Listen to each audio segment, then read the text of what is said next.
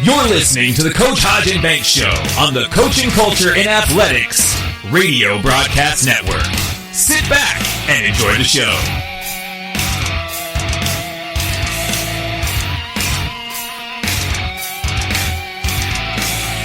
The views and opinions discussed in this podcast aren't necessarily the opinion of the host or Coach Hodge and Banks Show on the Coaching and Culture Athletics Network.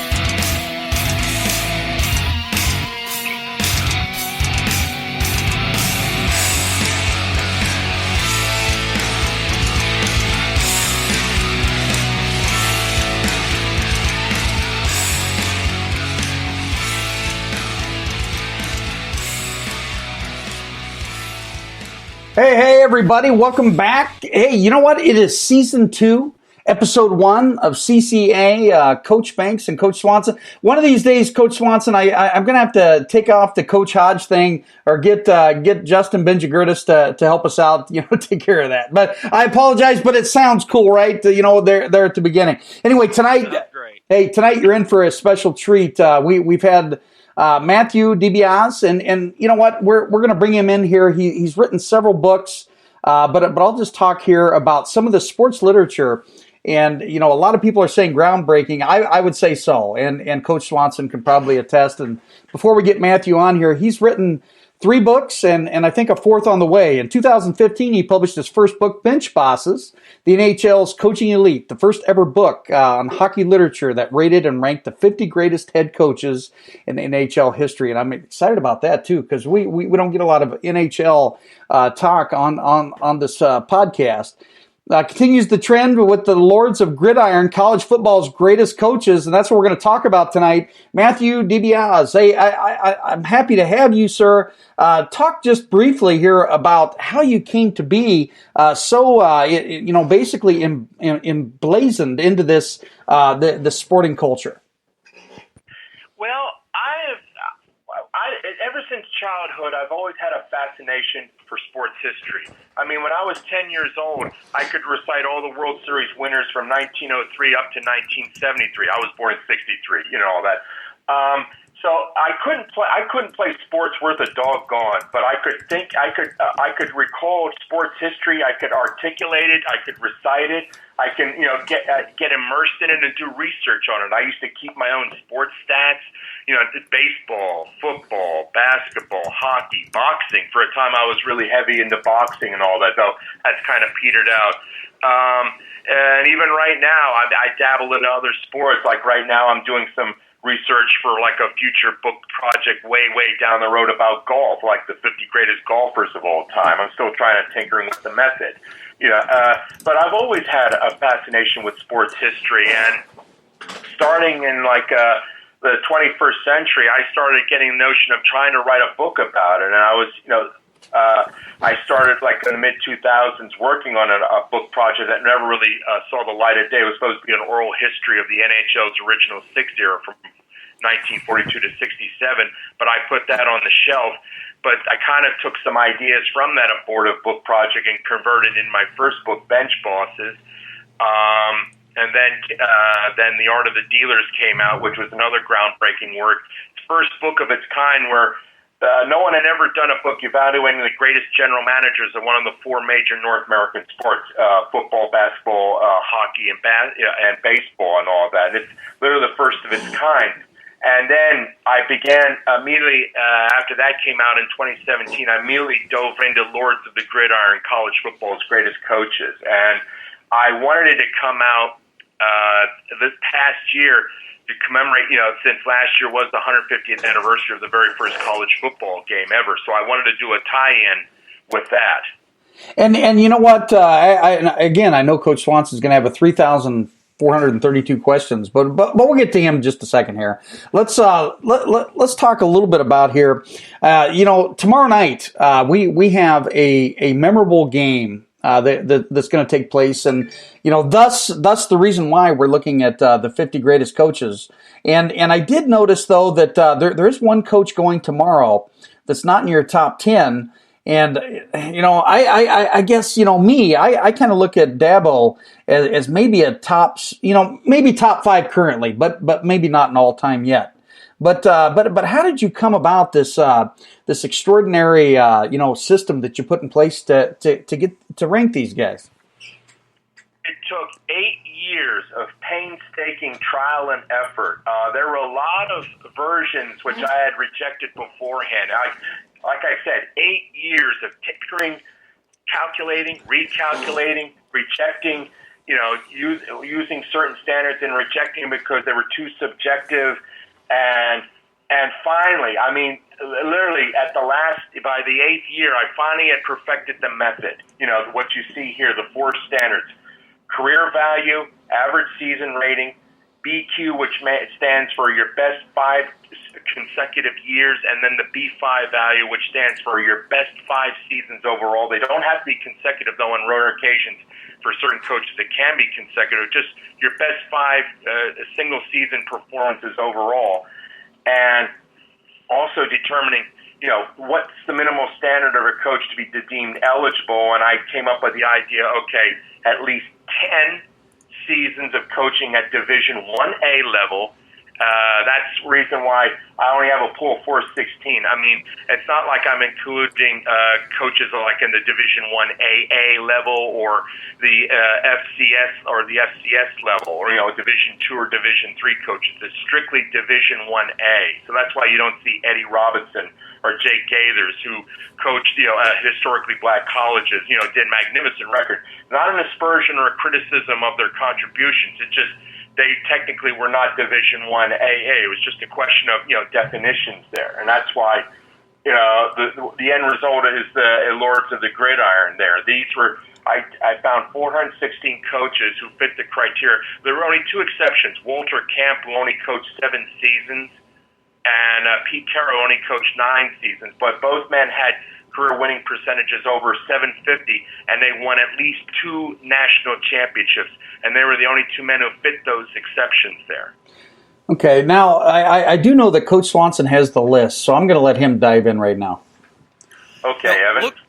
Looking at this list, I mean, it's impressive. Your top 10, there are some names I don't think some people would recognize up there, like Bud Wilkinson, Howard Jones.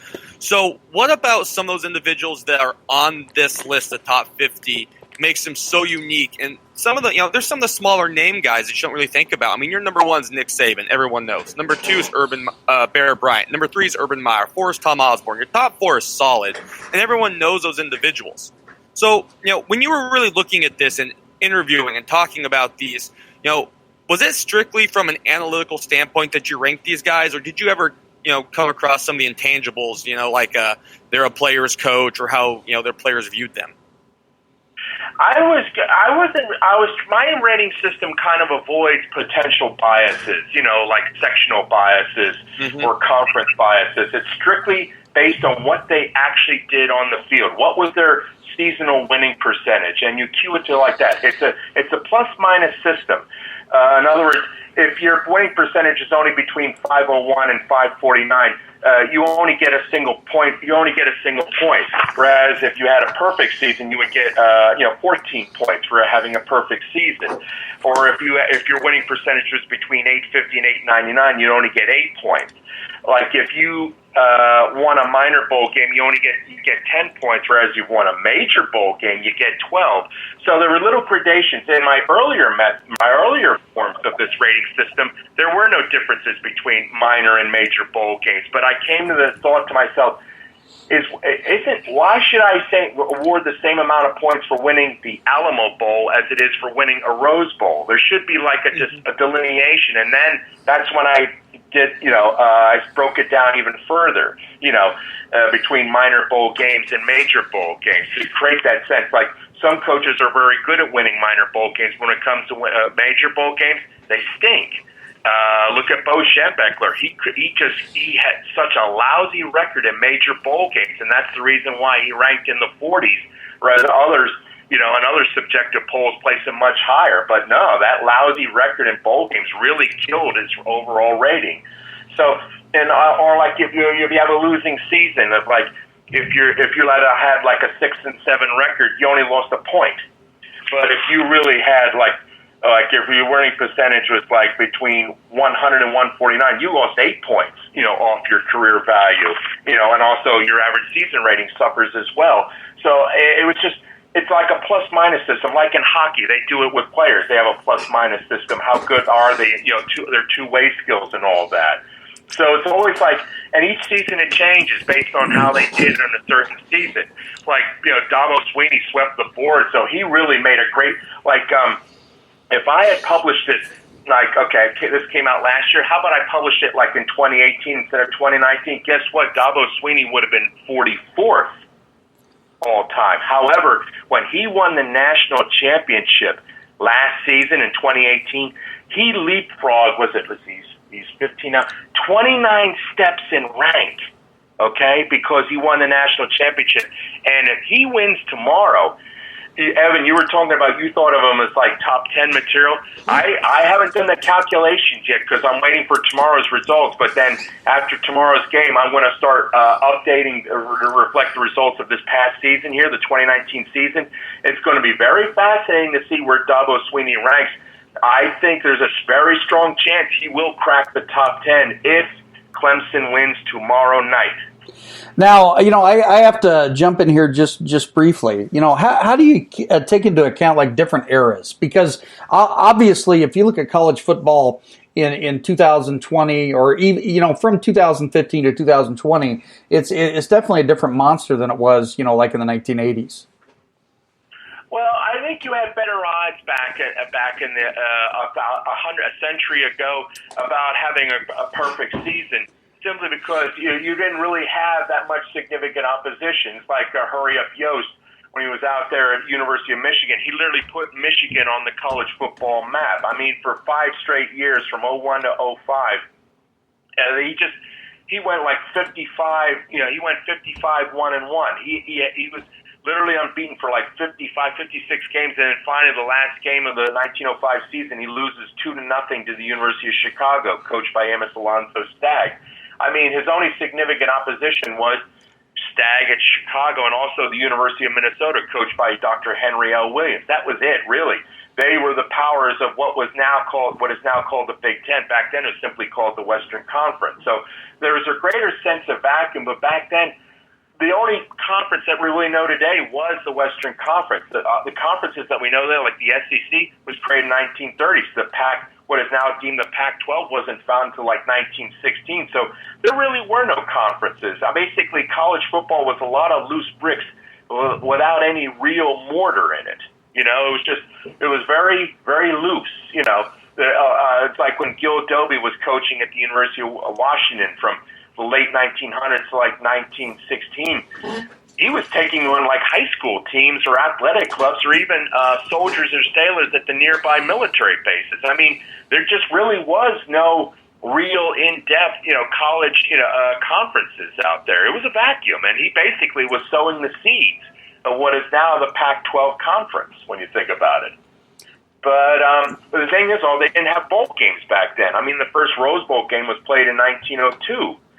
But after that, it was like a 14-year gap, and it wasn't played again until like 1916, 1917. So you had no bowl games. So in a sense, the coaches a century ago didn't have access to the over 40 bowl games they have today. So actually, today's coaches have greater advantages than the coaches of a century ago had, because you got more bowl games, more opportunities to add points, more programs. A lot more weaker programs. You've got over 120 Division 1A programs, where back then, I don't think, you had a bare handful. So but I tried to make a system that was fair to all ears, that, and if you see my top 10 list, there is a mix. I mean, you see representatives from all eras from the 19th century up to the present time. So I'm satisfied with what I created there. I thought it was a very good mix that covered all the pertinent eras and decades. Absolutely. Coach Swanson? I agree with you. I think your system is great. And looking at your rankings, I mean, you do have a mixture of new and old school coaches. I mean, even in your top 10, but through your top 50, there are just some great names. And looking at the back of your book, you had interviews with some of these coaches. What was one of the more fascinating interviews you did? How did the interviews kind of, help just give you this overall picture of who these coaches actually were? Well, when you have a coach like Tom Osborne or Steve Spurrier or Lou Holtz telling you directly, my offensive or defensive tactics and philosophies, how these guys, Urban Meyer tells you how he motivates his men. That is powerful, direct evidence of how to coach, how to lead, how to develop and build a winner. I mean, this is what the book is all about. I'm hoping what this book does is inspire young people. They think about it like, if I want to get into coaching, I'm curious, how did the great men do it? How did they do it? And this tells you how they did it, the secrets of their leadership. How to apply the whip and when not to apply the whip. How to ease off and when to put on the pressure. How, what to say or what to do. How to put those right psychological spurs to get men like Urban Meyer. He always wants his players to play above the line. And of all those coaches, in terms of the average season rating, he is the greatest all time in that specific category, which measures a coach's ability to maintain consistent high-octane performance. He is the greatest of all time. He is number one in that specific category. And in my chapter on him, he talked about, okay, this is how I did it. And he literally was my last interview. I interviewed him like 2-3 weeks after he had coached the 2019 Rose Bowl and had retired as a coach. Where do you think he's headed next? Well, I was surprised that nothing came up. I mean, he was doing broadcasting work, and usually when you're doing broadcasting work, that's your subtle way of saying, hey, I'm available, I'm out there, I'm keeping my name before the people and all that. And I had this inkling he was going to go to USC because I'll tell you what, USC could use someone like Urban Meyer to turn that program around because ever since Pete Carroll left, the Trojans have gone down into the abyss, and they really needed rescuing. I always had this theory that as USC goes, so goes the Pac-12. And if USC is going down the tubes, then that means the Pac-12 is going down the tubes. And someone's got to do something to resurrect the USC program. And I thought Meyer was going to do it, but it all fell through. And it's a question to see what his health issues are because he was quite blunt about his arachnoid cyst and his stress issues. I mean, that's what cost him his job at Florida. And he had a 5-year run at Ohio State, but at the end, I mean, he was in pain, and it was killing him. And plus the other associated issues, the texting scandal, at Ohio State, that too had to be a contributing factor. But the question is now, he's had this 1-year sabbatical, and it looks like it's going to be a 2-year sabbatical.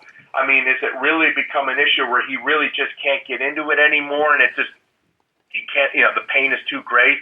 I mean, because his arachnoid cyst was a stress-related issue, and as I talked about in my chapter on him, I mean,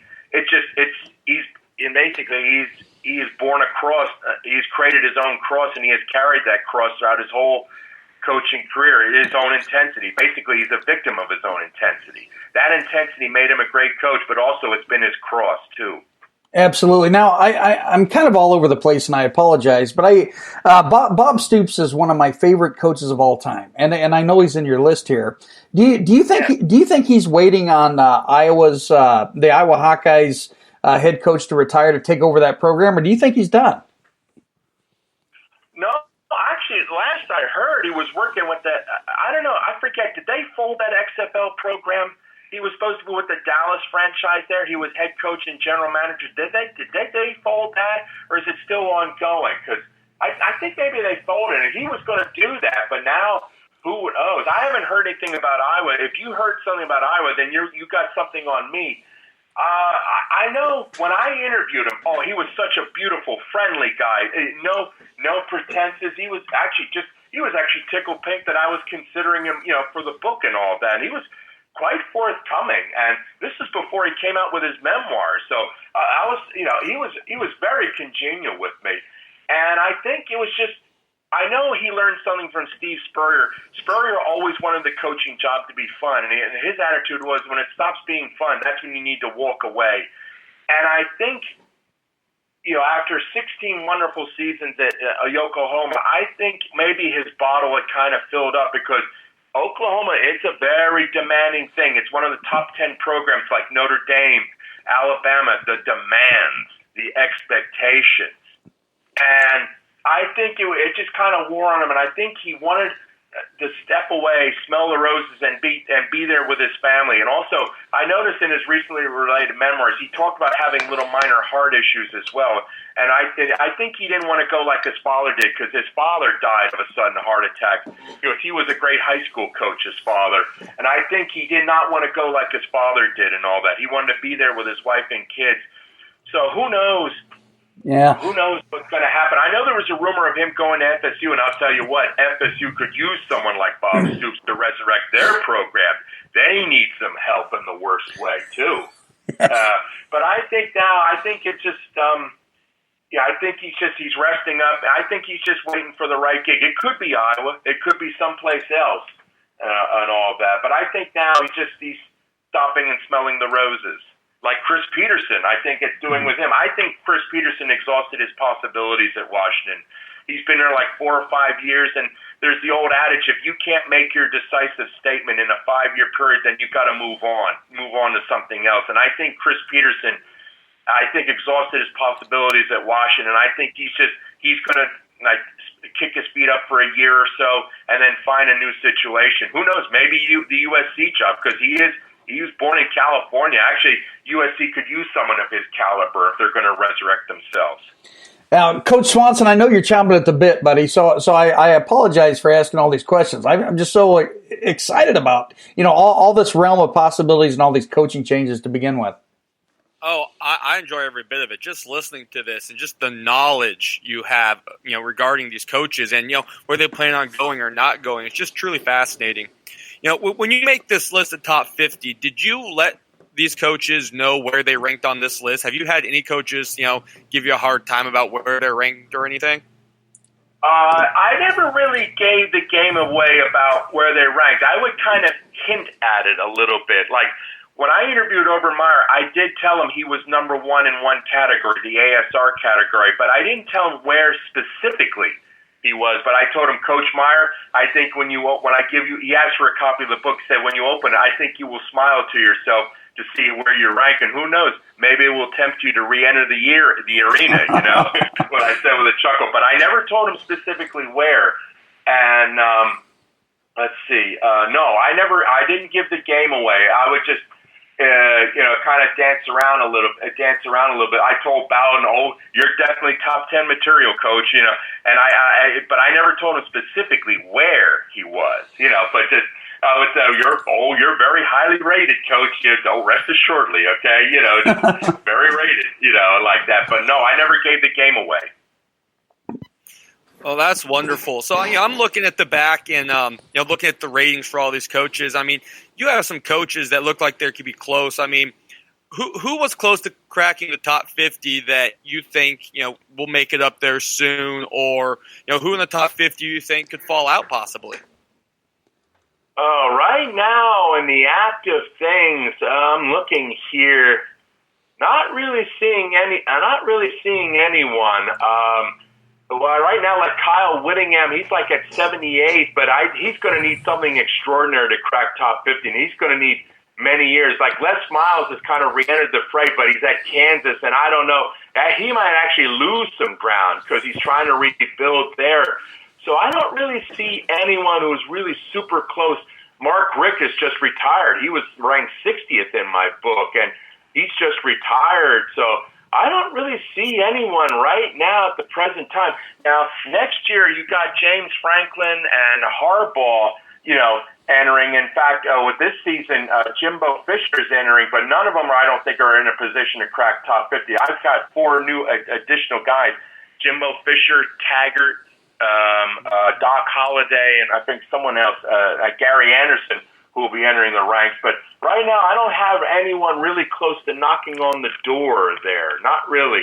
I mean, super close. I think it's going to be some years down the road before we get someone, cracking the top 50 ranks there. Unless, Franklin at Penn State really comes through with a national championship, or Harbaugh at Michigan comes through with a national championship. But I'm not really seeing anyone right now who's, let's see, I mean, if Orgeron of LSU comes through tomorrow and wins the national championship, maybe that might help him a little bit. Right now, I'm not seeing anyone who's really kind of knocking on the door. Not right now. Looking at the guys that didn't make the top 50, if you were to ask, even maybe experts, that aren't looking at it from just the analytical point of view like you're doing, some of these, names that, aren't in the top 50, they would throw out, like Lloyd Carr, Bill Snyder, even Jimmy Johnson. I feel like that that these guys in other people's minds are in that top 50 for, the intangible stuff, for there being a player's coach and, all that other stuff. But the fact that you're strictly from an analytical perspective, and some of these guys that everyone else or a lot of other people would assume are in the top 50 and they aren't, I just think that's remarkable. When I make my list, if I'm looking at stuff, Bill Snyder's probably pretty close because he's did an amazing job at Kansas State for, an eternity, it seems like. Les Miles had that long stint at LSU, but the way you've made this, I just think it's fascinating. I love every bit of it. Let's talk about Jimmy Johnson for a moment, because I talk about it in my methodology chapter. I use them as an example of the rating system in action. When I talked about, okay, why is it he didn't make the top 50? Because, one, people forget he had those years in the start of his career at Oklahoma State, and he had like 1 or 2 losing seasons. Remember, he only coached 10 seasons. In Division 1A, and he had like 2 losing seasons there, and that kind of hurt him. That's one reason why that hurt him. 2, and then the other reason is he lost that national championship game to Penn State, the 87 Fiesta Bowl. That hurt him. And then when he lost Catholics versus Convicts to Notre Dame in '88, because remember they were ranked number 1, and that knocked them off the top spot. And if they had won that game, there's every indication they could have swept that board and won another national championship.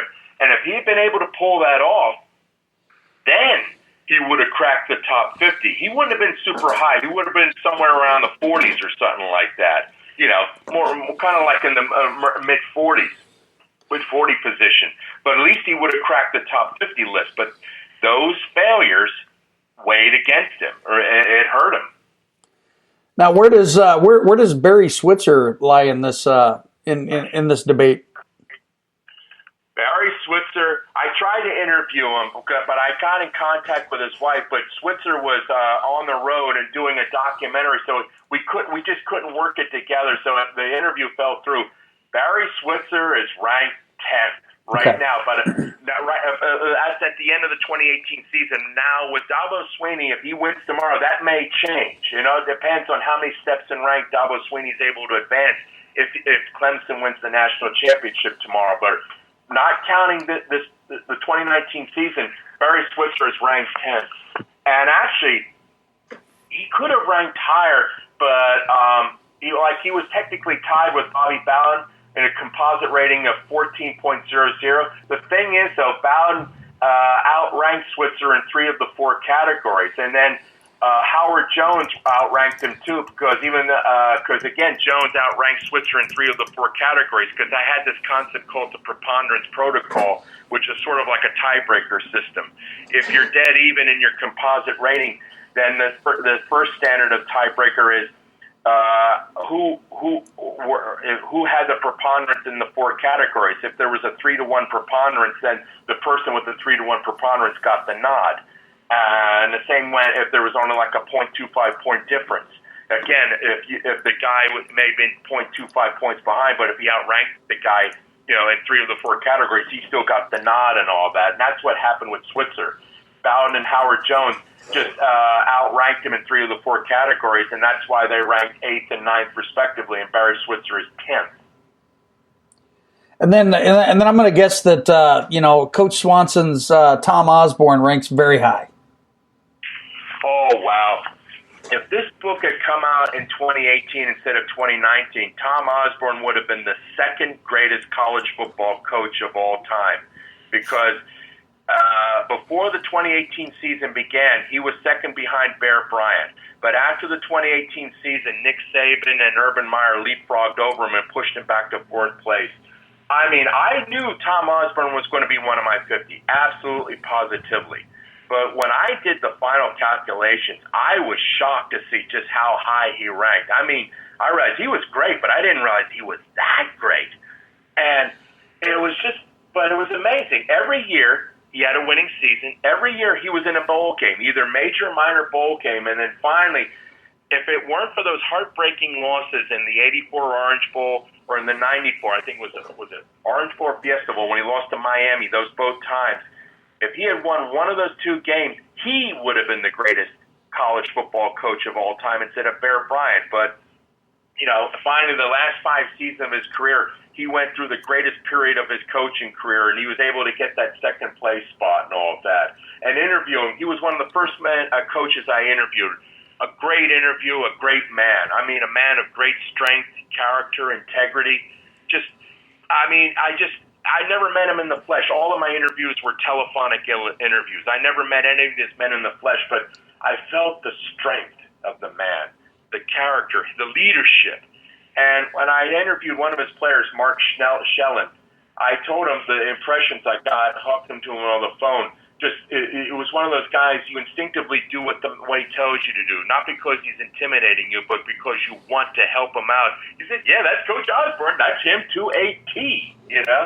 And we had, and it was a great thrill too. I mean, he was a very modest man. When I told him, "Oh, you really rank super high," he said, "I don't really see it that way. I just tried to do my job. I don't really see myself as exceptional." I mean, what modesty! Unbelievable. But that's Tom Osborne.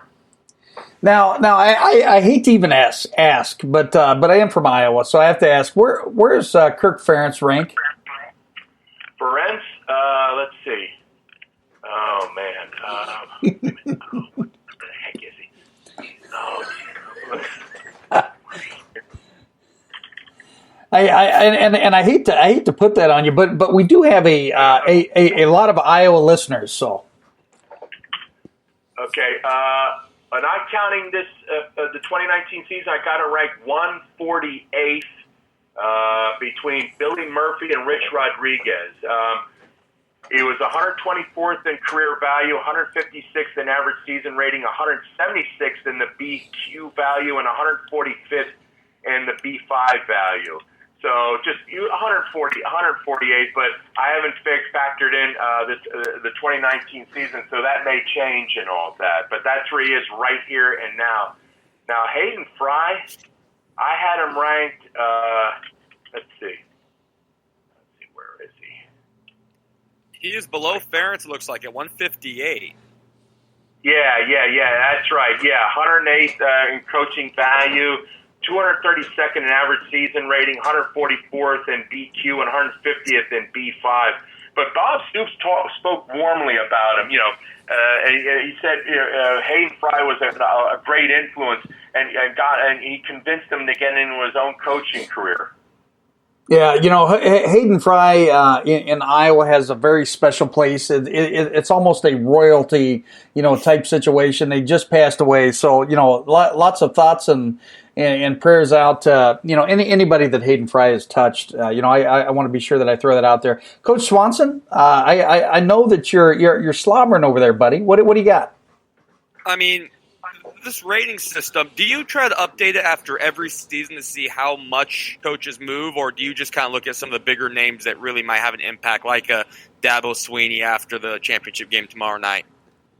After tomorrow night, I'm going to update it to reflect what happened in 2019. So I'm going to go through this. I'll add 4 new names to the mix. Now we have a pool of 420 coaches, and then I will see who went up. It's like following the stock market, whose stock went up and whose stock went down, who entered the mix, and all that. Yeah, I'll keep every year. I'll keep updating. In fact, if you ever want to have me back on an annual basis to see who's going up and who's going down, we could do that. If you ever feel so tempted, just let me know. Okay, give me a shout out.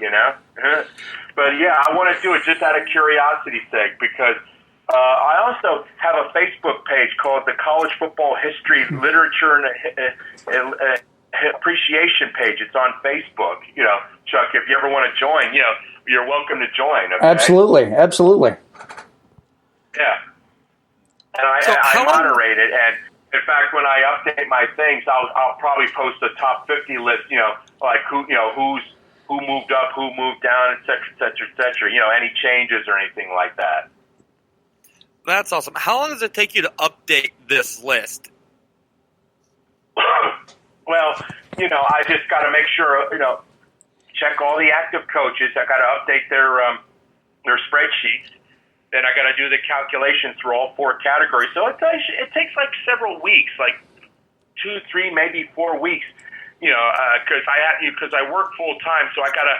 I got to balance it out. Plus, I'm working on my pro football book too, so I got to balance that out. So it's probably going to take me like a month. It's probably going to take me like a month or so, something like that. Man, and I'm going to guess that you catch heck with the family, because you're so into this. But I'm super excited to see this NFL thing, how it's going to play out. But let me ask you this: since you brought up the NFL, I'm going to open up a can of worms. I'm not going to ask you about your book because I know it's coming.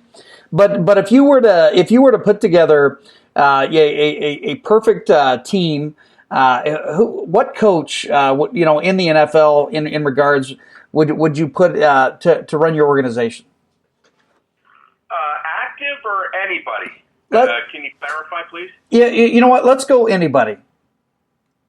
Well, to me, I'll tell you. I mean, I don't know. I mean, I think to me, a little bit selfish. I'm Italian too. It's got to be Vince Lombardi. I mean, his ability to get the utmost from his players. I mean. Of all the coaches who coached, the beginning of the postseason era from 33 up to the present time, because the NFL one time from 20 to 32 didn't have a postseason. They had no playoffs. But the postseason began in 33. He had the greatest average season rating of all NFL coaches starting from 33 up to the present time, meaning the ability to get the utmost, absolute perfection from his players. And to me, it's got to be Vince Lombardi. Yeah, you talk about Belichick and all that. His record is good. But the thing is, even Belichick, when he started off in Cleveland, he wasn't really doing that good. He struggled. It's only when he went to New England that he was able to turn around and become Bill Belichick that we know and love today, or love to hate, depending on whose side you're on and all that. Me, I never had a problem with Belichick. I mean, his record speaks for itself. I have nothing but respect for the guy and all that. But there's something about Vince Lombardi.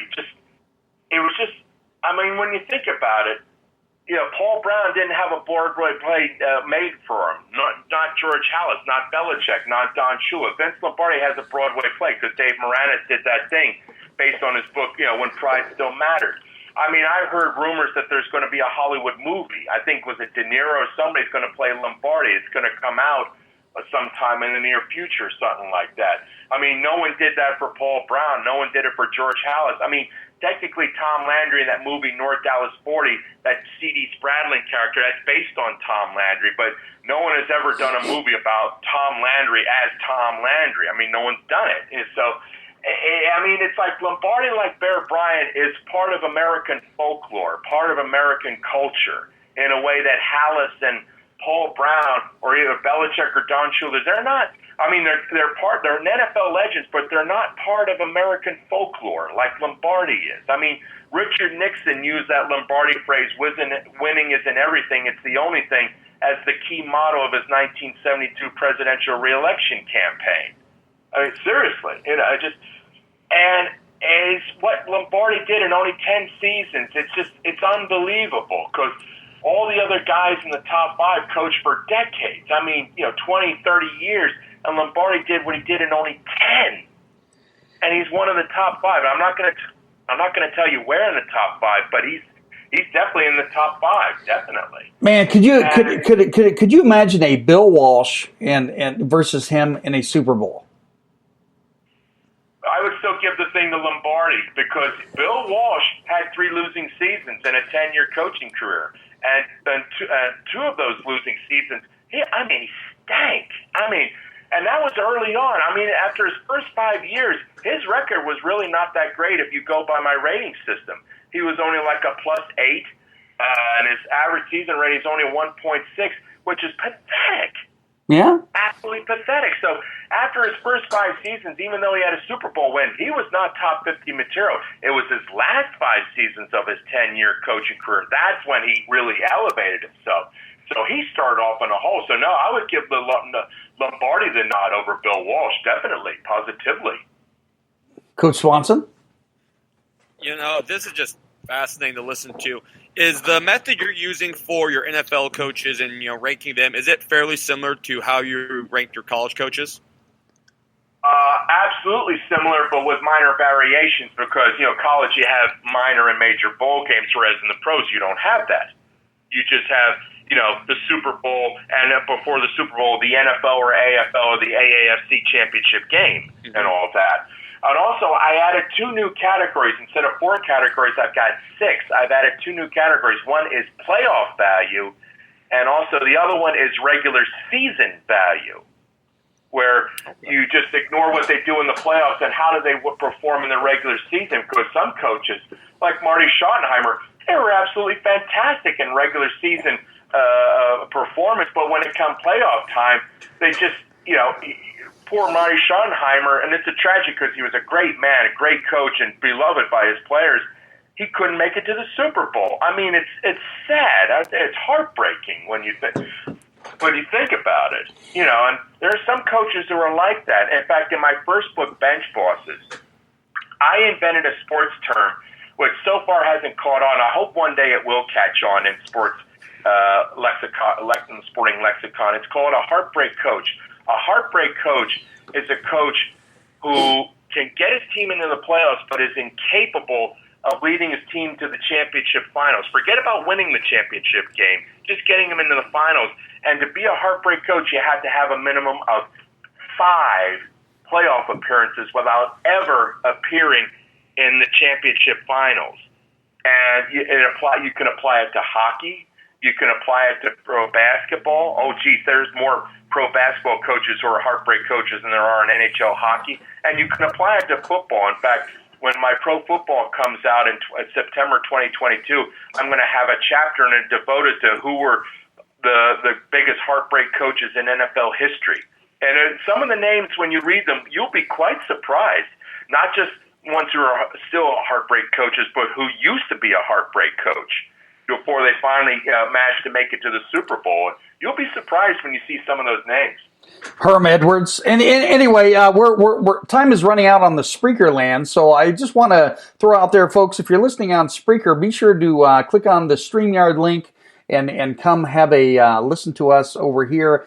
We apologize that we can't go an hour on Spreaker, but we will stay for an hour here via the Facebook platform. But I'll be sure to get up the rest of it to go on to iHeartRadio, iTunes, and many, many other facets. Now, back to this NCAA thing here. Who's your team tomorrow night? Wow. Emotionally, I would not object if LSU wins. I've got a feeling that they've been a team of destiny all season long. But if there is a team that is capable of beating LSU, it is Clemson. I think the deciding factor will be how well is Clemson's secondary going to perform, because the reason why they beat Ohio State is because their secondary was able to make some key interceptions, and they were able to get those defensive turnovers. And like they did last year's national championship game against Alabama, they were able to get a pick six, and they were able to get make some big plays against Alabama there. And that's what Clemson has to do again. Their defense has got to make some big plays. They got to get some interceptions, or at least a pick six, or even a fumble recovery that can lead to a touchdown. So as Clemson's secondary goes, so goes the game. The heart goes with LSU, but I think the head, I'm taking Clemson. My instinct tells me Clemson's on a mission, and if they win, that means they end their season with a 30-game winning streak. And if they hit the board next year, that makes it 45, and they'll be so close to breaking Oklahoma's record of 47 straight wins in NCAA and Division I college football. And it'll be interesting to see if they can pull it off. And that would really put Dabo Swinney in the ionosphere in terms of my rating system. So I've got I think tomorrow's game will probably be the game of the 21st century, probably the best game of all. I think the final score will be like 38-35. And I think it's going to be a nail biter. I think it's going to be one for the record books. It's going to be beautiful and fantastic. Well, Clemson in a squeaker. And you know what? I'm going to let Coach Swanson take his pick on this too. But I'm going to go ahead and I'm going to say something similar, because I've not seen a front four like Clemson. They're so fast and so quick to the ball. I'm going to take Clemson 31-27. Coach Swanson. I agree. I think Clemson's a team of destiny. Not Clemson. LSU's a team of destiny this year. I mean,